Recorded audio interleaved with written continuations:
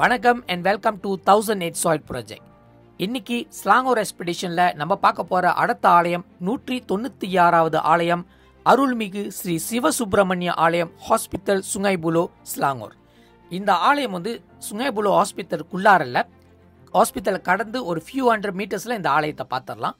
இந்த ஆலயம் வந்து சுற்றி பார்த்தா நர்சரிஸ் தான் இருக்காங்க. அது வந்து இந்த பூச்செடி பூந்தோட்டம்லாம் விற்பாங்களே, அதுக்கு நடுவில் தான் இந்த முருகரே இருக்காரு.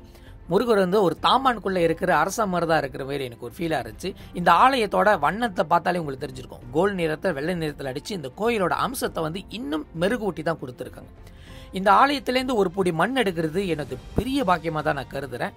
இதே வேளையில் டெம்பிள் மேனேஜ்மெண்ட்டுக்கு நான் நன்றி தெரிவிச்சுக்கிறேன். இந்த ஆலயத்தை சுற்றி மயிலை வந்து, அதாவது ஸ்டாச்சு ஆஃப் பீகாக்கை வந்து அப்படி சுற்றி வச்சுருக்காங்க. இது பார்க்கும்போது இந்த கோவிலுக்கு உண்டான அம்சத்தை வந்து இன்னும் மெருகூட்டி தான் கொடுக்குதுன்னு சொல்லலாம். அரச மரத்து அடியிலேருந்து ஒரு பொடி மண்ணை எடுத்தேன். அதோட வைப்ரேஷன் என்னோட ஃபீல் பண்ண முடிச்சு. இங்கே இருக்கிற மக்களோட கிடச்சிருக்கிற பாக்கியத்தை என்னால் ஃபீல் பண்ண முடியுது. இந்த வேலையில் டெம்பிள் மேனேஜ்மெண்ட் நன்றி தெரிவிச்சுட்டு அடுத்த ஆலயம் எந்த ஆலயம்னு செக் அவுட் பண்ணுவோம். வைஷ்ணவி அம்மன் உங்களோட குலதெய்வமா? கண்டிப்பாக இந்த ஆலயத்துக்கு நீங்கள் வந்தே ஆகணும். அருள்மிகு ஸ்ரீ வைஷ்ணவி மாரியம்மன் ஆலயம் சுங்கைபுலோ ஸ்லாங்கூர். சுங்கைபுலோவை கடந்து போனீங்கன்னா முருகர் கோயில் பார்ப்பீங்க. சுங்கைபுலோ கடக்கிறதுக்கு முன்னாடி இந்த வைஷ்ணவி அம்மனை தான் பார்ப்பீங்க. என்னை கூட்டிகிட்டு வந்தவருக்கு அவர் வேண்டிக்கிட்டாரு இந்த இடத்துல வந்து குழந்தை பிறக்கணும்னு.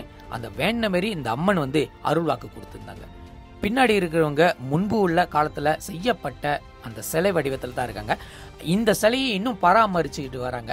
நீங்கள் இந்த ஆலயத்துக்கு வந்தீங்கன்னா கண்டிப்பாக உங்களோட விஷயங்கள்லாம் கைகூடும்னு இந்த ஆலய நிர்வாகம் வந்து சொல்லியிருந்தாங்க. இந்த வேலையில் டெம்பிள் மேனேஜ்மெண்ட்டுக்கு நான் நன்றி தெரிவிச்சுக்கிறேன்.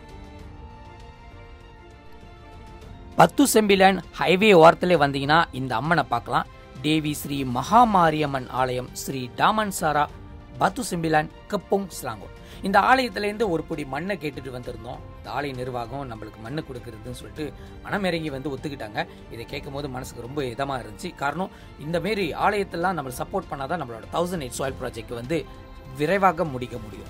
இந்த இடத்துலேருந்து மண் எடுக்கும் போது இந்த அம்பாளுக்கு உண்டான அம்சமே என்னால் ஃபீல் பண்ண முடிச்சு. காரணம், அவ்வளோ பெரிய பிஸி ரோட்டில் அவங்களுக்குன்னு தனியாக ஒரு ஆலயத்தை உருவாக்கி அந்த இடத்துல வந்து அம்சமாக உட்காந்துருக்காங்க.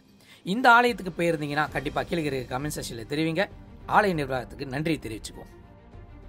199வது ஆலயம் ஸ்ரீ மகாமுனீஸ்வரர் ஆலயம் லாடாங் எல்மினா சுங்கைபுலோ ஸ்லாங்கூர்.